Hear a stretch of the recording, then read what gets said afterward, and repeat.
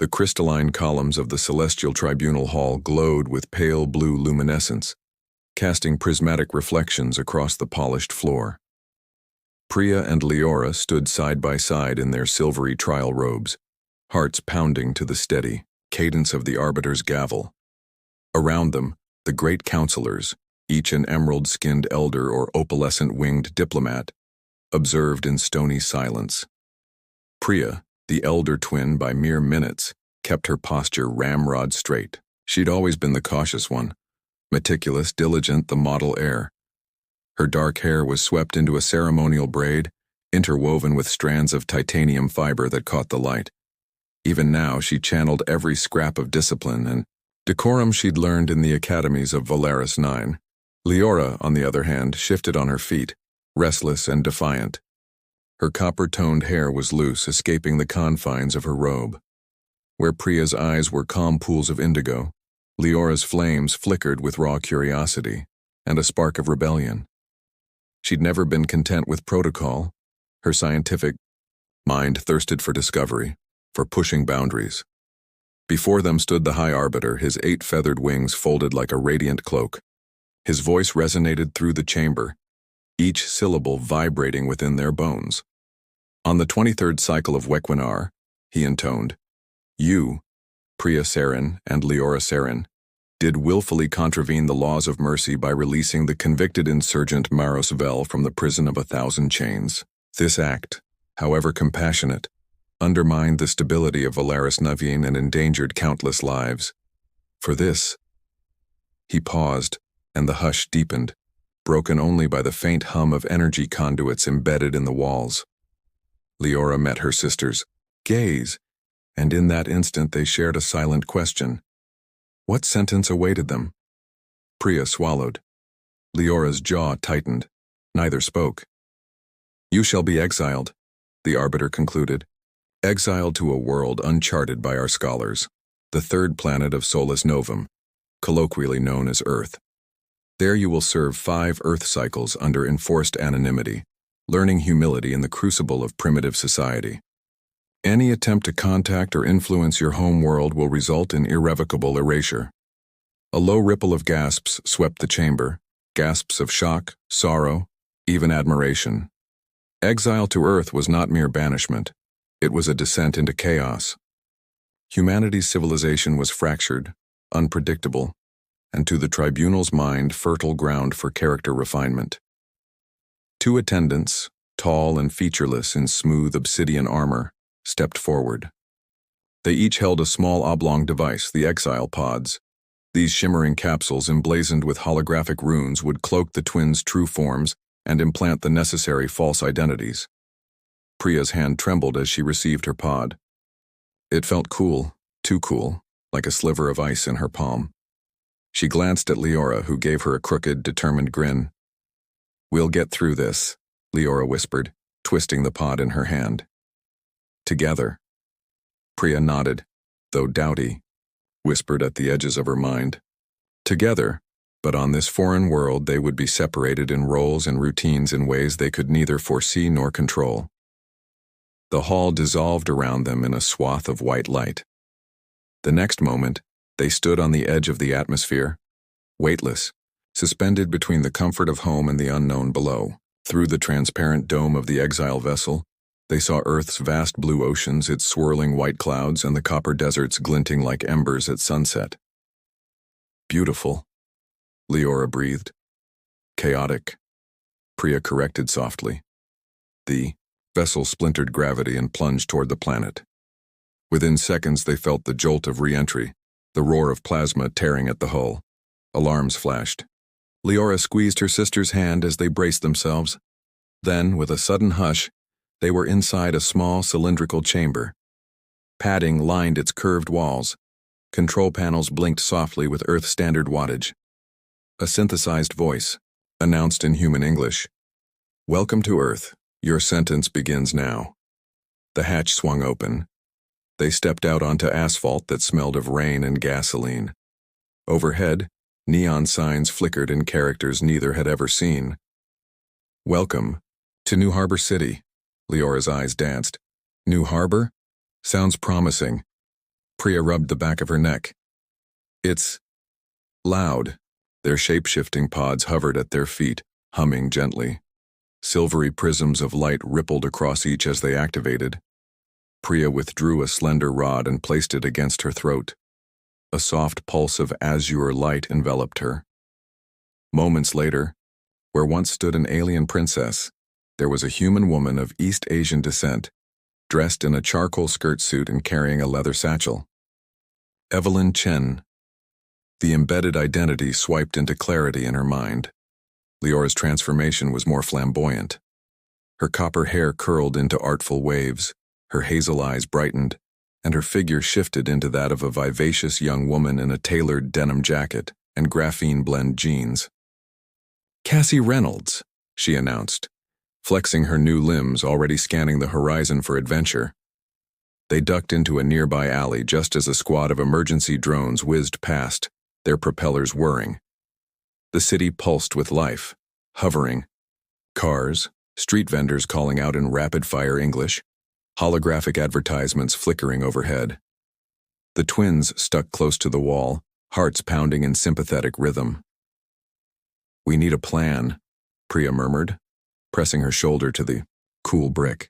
"Shelter, work, food, basic survival." Leora grinned, eyes alight with mischief. "I know a place." 20 minutes later, they stood before a weathered brownstone plastered with faded posters for art collectives and astrophysics lectures. Above the door, a chipped sign read, "The Haven," a co-living space for young professionals and students. Inside, mismatched furniture crowded a communal room. A lanky man with dreadlocks managed a barista station in one corner. Students, in hoodies, tapped away at laptops. A door to private rooms beckoned down a narrow hallway. 2 applicants, Leora announced in crisp English. She handed over credentials the pod had generated. Evelyn Chen, art historian. Cassie Reynolds, graduate student in astrophysics. The barista peered at the IDs through dirt-smudged glasses. "We've got 1 room left, $800 a month, utilities included. Shared kitchen, no pets." He looked at them expectantly. Priya exhaled. "We'll take it." As they climbed the narrow stairs to their new home, Priya glanced back at the communal room, already dusty with possibilities. Leora bounded ahead, voice echoing back, "Just wait, sis. This world is going to change you." Priya offered a tentative smile. The stars of Volaris 9 were distant now, replaced by the neon glow of Earth's restless heart. Whether punishment or redemption, their exile had begun, and the lessons ahead would test the very core of their beings.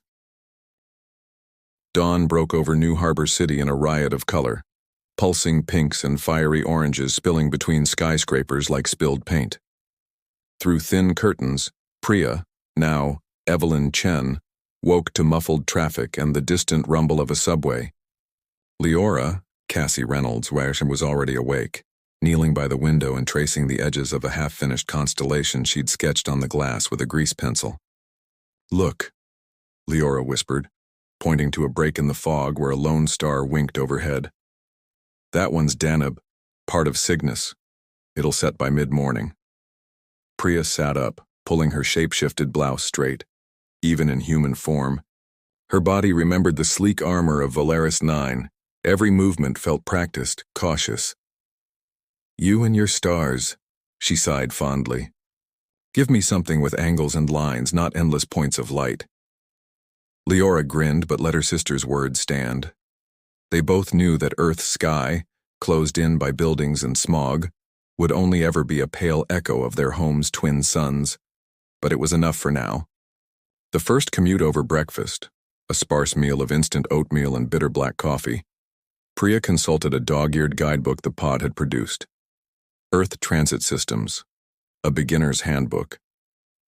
"Buses, subways, trams," she muttered, finger trailing the page. "All run on schedules that make no sense.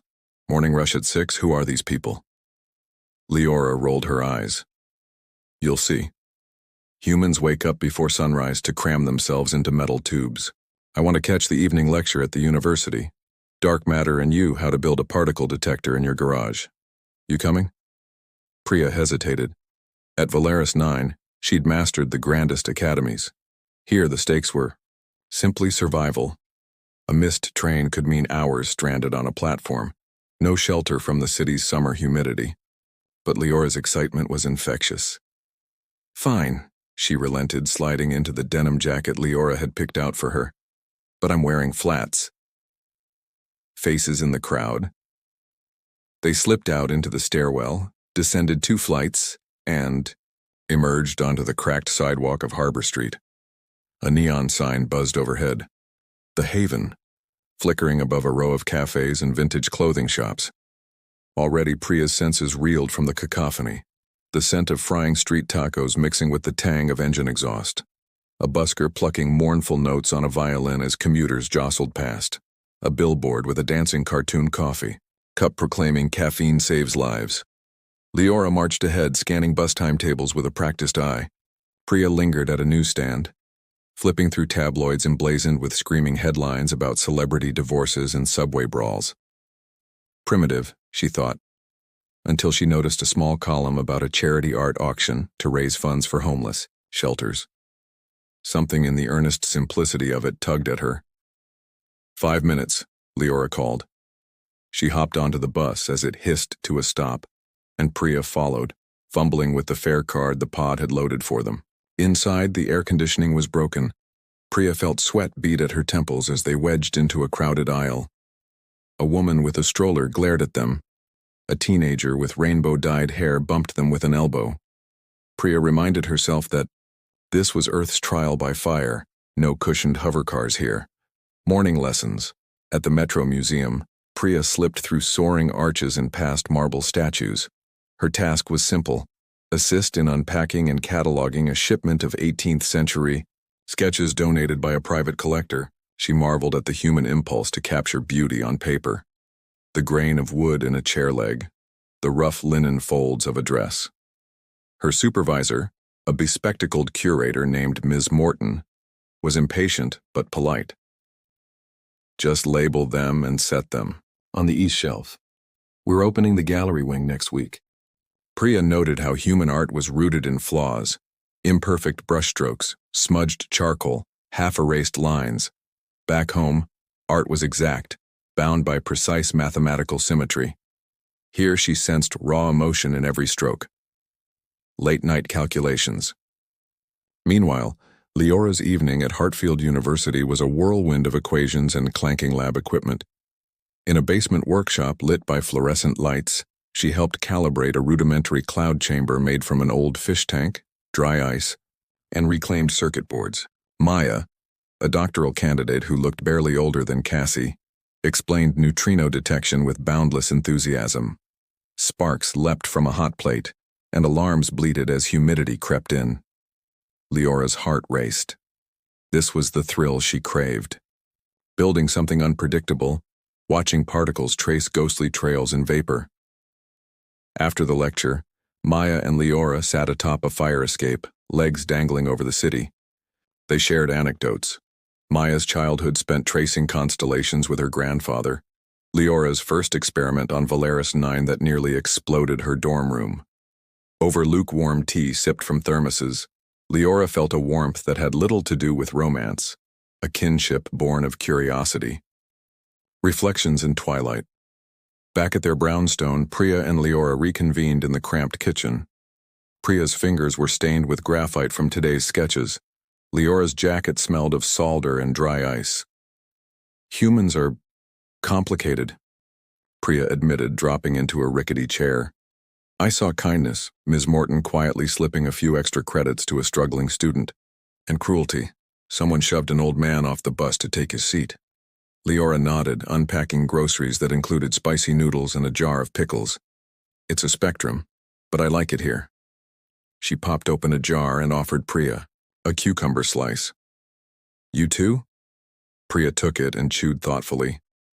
Yes, I'm learning that pain and beauty often live side by side. That emotion doesn't weaken you, it makes you human. They shared a quiet smile. Aliens far from home, yet more alive in this chaos than in any stately council chamber. Outside, Neon lights shimmered against rain-slick pavement. Somewhere, down the block, a siren wailed its lonely song. "Tomorrow," Leora said, scraping noodles into a bowl, "we explore the city's underground art scene. There's a graffiti walk at midnight. Local kids tag abandoned tunnels with murals." Priya's eyes brightened for the first time. "All right, midnight it is." As they drifted to sleep on narrow twin mattresses, the shapeshift pods hummed, softly beneath the floorboards, a silent promise that their true forms would remain hidden for now. Above them, the city pulsed with life.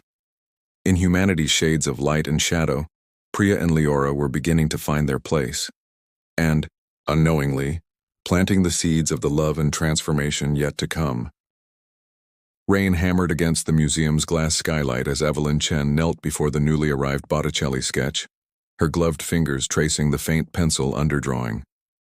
Water pooled in rivulets on the marble floor tiles, and somewhere overhead, a storm had cracked open the sky. The hush of the galleries felt sacred until a quiet voice broke through. "Beautiful, isn't it?"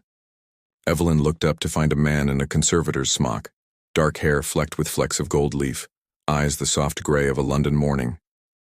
He held a narrow tray of scalpels and brushes. "I'm Adrian Marcus," he said, offering a hand. "I'll be assisting with the restoration." She stood, brushing stray hairs behind her ear. "Evelyn," she replied, "I didn't expect anyone else to be here today." He smiled, glancing at the dripping skylight. "The storm's shut. Down the rest of the crew, it's just us and Botticelli." He lifted a small magnifier. "May I?" As he leaned over the sketch, Evelyn found herself drawn to the careful precision of his movements, the way his brow furrowed, the gentleness with which he adjusted a tiny flake of paint. She offered him a slender brush dipped in a stabilizing gel, and their fingers brushed. A current traveled from her wrist to her shoulder. "Thank you," he murmured, and for a moment, the world beyond the framed sketch ceased to exist. They worked side by side for hours, water dripping from their coats, the storm's fury a backdrop to their quiet collaboration. Between careful strokes, Adrian spoke of his childhood fascination with lost artworks, of weekends spent in dusty archives, of the thrill of exposing hidden details. Evelyn shared stories of her life on Valeris 9, revised, of course, to fit her Earth persona, growing up under strict academic expectations, yearning for something more than regimented order. When the lights dimmed for closing, neither wanted to leave. Adrian held up a thermos. "Coffee. It's strong enough to wake a sloth." Under the shelter of the museum's loading dock, they sipped scalding coffee and watched the storm's final tantrums. Lightning cast latticed shadows across the crates of old canvases. Evelyn's chest felt tight, full of a warmth unlinked to the coffee's heat. "Why do you care so much about restoring old things?" she asked, voice soft. He paused. "Because they survived. They lived through centuries of neglect, then spoke to us across time. I want to be their messenger." Evelyn nodded. "I understand that feeling." He turned to her, raindrops clinging to his lashes. "You do?" Her heart fluttered. "More than you know." That same night, on the rooftop of Hartfield University's observatory, Cassie Reynolds wrapped her hands around a steaming mug of tea. The dome above her rotated slowly, exposing a cerulean gap between clouds. Through the telescope, she peered at a smeared patch of moonlit dust and adjusted her homemade spectrometer. "You've got a gift for this," said a bright laugh behind her. Cassie straightened. Maya Ortiz, her lab partner, stood with a clipboard, in one hand a constellation chart in the other. Her dark curls spilled over a well-worn sweatshirt embroidered with the phrase, "Reach for the quasar." "Your calibration is perfect. The particle tracks in the cloud chamber last week. That was your tweak to the cooling cycle, right?" Cassie inclined her head. "I measured the nitrogen concentration more precisely. It was hypothesized on paper, but I wanted to prove it experimentally." Maya's eyes gleamed. "And you did. It was beautiful." They stood shoulder to shoulder as the dome cleared. A single star glimmered through the gap. Maya traced an imaginary pathway across the roof tiles. That one there is Vega. Legend says it guides lost travelers home. Cassie followed her finger. I'm not lost, she said, though her heart thumped like a hummingbird's wings. Just exploring. Maya's smile was gentle and knowing. Good. Exploring is how we find the things we never knew we needed. Cassie's pulse stuttered. Like this? Like this. Maya leaned closer, and the city lights behind them blurred into a sea of diamonds. In that moment, all Cassie's fears, the tribunal's decree, the weight of exile, fell away, replaced by a single, exhilarating certainty. Over the next weeks, Evelyn and Adrian's morning sessions at the museum turned into late-afternoon coffee runs. They compared notes on composition and color theory, but their conversations drifted to family, favorite childhood books, dreams deferred. Evelyn found herself lingering by Adrian's side long after the work was done, reveling in the gentle cadence of his voice. Cassie and Maya spent evenings under the rotating dome, racing to identify shooting stars and calibrate new instruments. They shared pizza on the fire escape and schemed about building a custom spectrograph together, a project that felt more like a date than a lab assignment. One evening, back in their brownstone kitchen, Evelyn and Cassie exchanged knowing glances as they ladled steaming noodles into bowls. How's the restoration going? Cassie teased. Evelyn's cheeks warmed. Let's just say I never expected Earth's punishment to include this. Cassie set down her mug. I know what you mean. She touched her sister's arm. I've found someone too. Evelyn's eyes shone. Tell me everything. As rain pattered softly against the window pane, the twins sat side by side, sharing stories of unexpected meetings and fluttering hearts. Exile had brought storms and uncertainty, but it had also delivered two brilliant souls who risked everything to reach across the abyss of difference and find love instead. In the hush of their little kitchen, love felt as inevitable as the rising dawn. Rain-soaked cobblestones glistened under the street lamps as Evelyn Chen hurried down Alder Avenue, her satchel clutched tight against her side. Tonight's gala at the Metro Museum was meant to be a triumph, the unveiling of the fully restored Botticelli piece, now complete under her and Adrian's painstaking care. Instead, her heart pounded with dread and anticipation. She rounded the corner into the grand marble foyer, where guests in tuxedos and evening gowns sipped champagne beneath towering Doric columns. Leora, still Cassie to the world, blinked against the glare of camera flashes as she arrived seconds later, wearing a sleek black dress and carrying Maya's hand. Evelyn swallowed hard. The moment had come. Adrian's discovery. Moments before.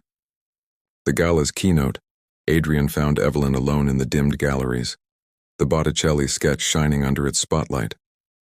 He drifted beside her, concern etched into his brow. You look pale. She forced a smile. I'm fine, just nervous. He reached for her hand and Evelyn felt the familiar surge of warmth.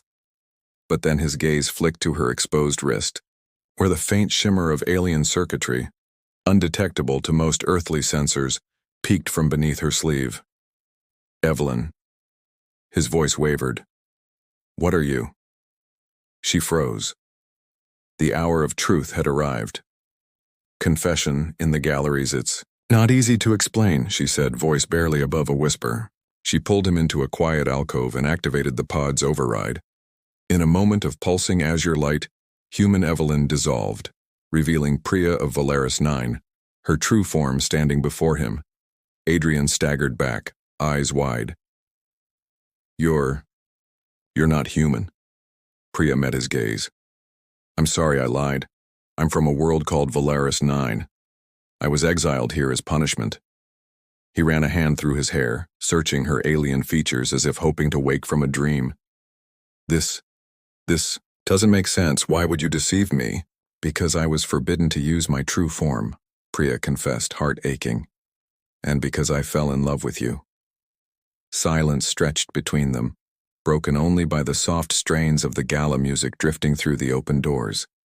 Adrian's Chest rose and fell as he processed the revelation. At last he stepped forward and took her hands in his.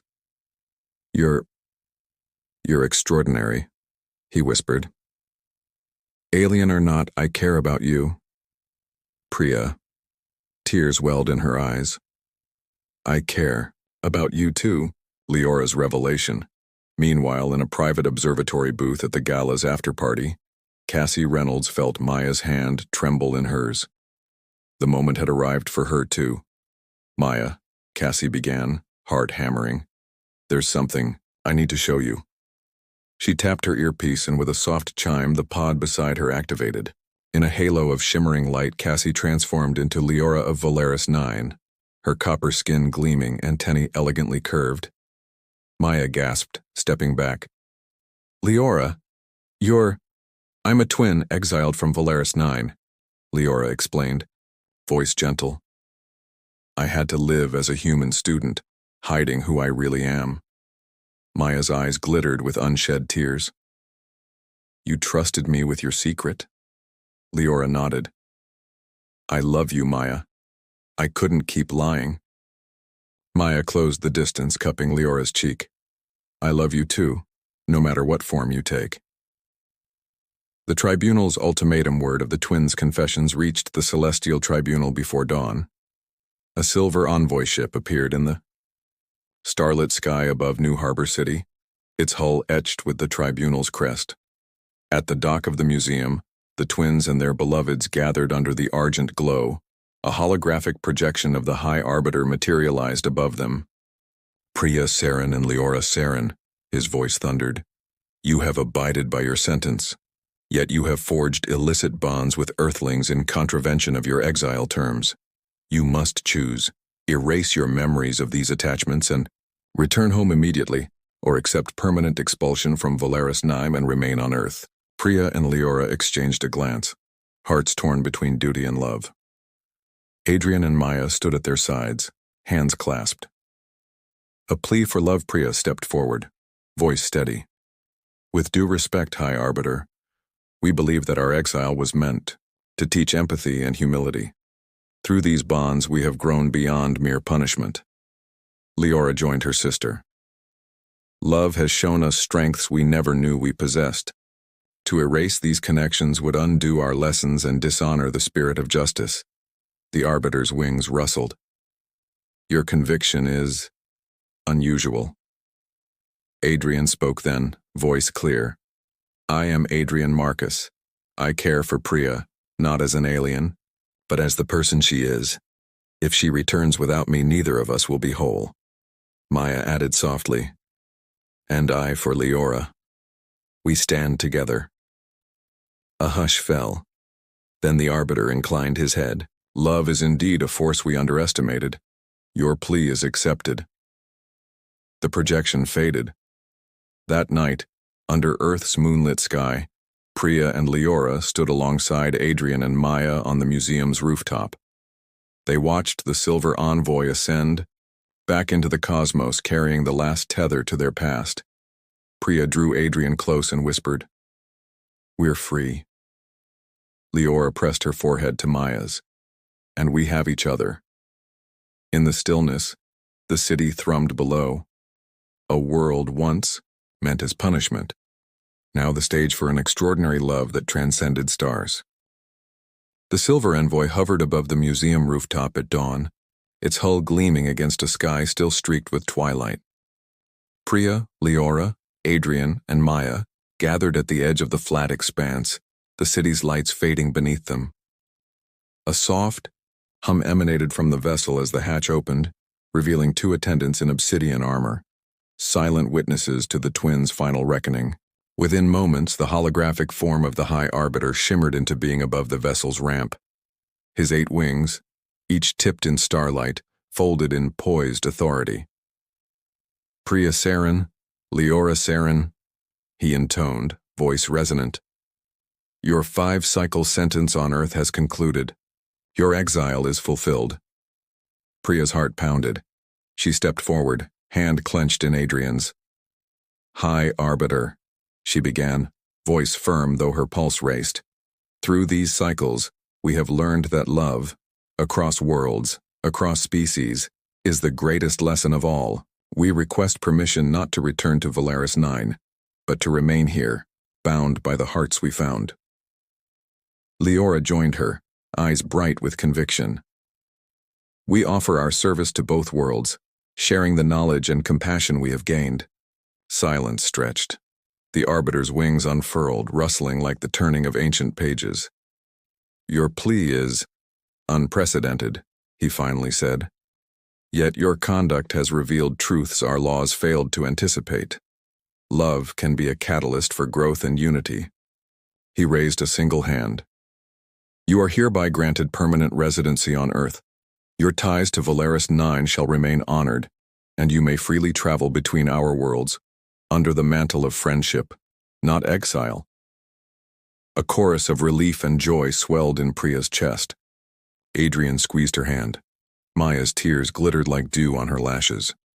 Together the four ascended the ramp and entered the envoy, where the attendants transferred ceremonial seals of approval into their hands, tokens of mutual respect between Earth and Valaris 9. Back on the rooftop under a sky now bright with sunrise, Priya removed her human veneer once more and stood in her true form, tall, regal, with opalescent wings reflecting dawn's first rays. Adrian watched, awestruck but unafraid. Beside her, Leora's copper skin caught the light and Maya reached out, caressing the smooth curve of an antenna. We did it, Priya whispered, voice thick with wonder. Leora laughed, a clear, joyous sound. We wrote our own destiny. Adrian draped his arm around Priya's waist. Welcome home, he said softly. Maya nestled against Leora's shoulder. Home, she echoed, smiling. Below them, New Harbor City stirred awake, a tapestry of lives interwoven by chance, choice, and now, by interstellar friendship. Priya and Leora looked out over the skyline, their hearts full, ready to chart a new course, one that spanned two worlds, two loves, and infinite possibilities.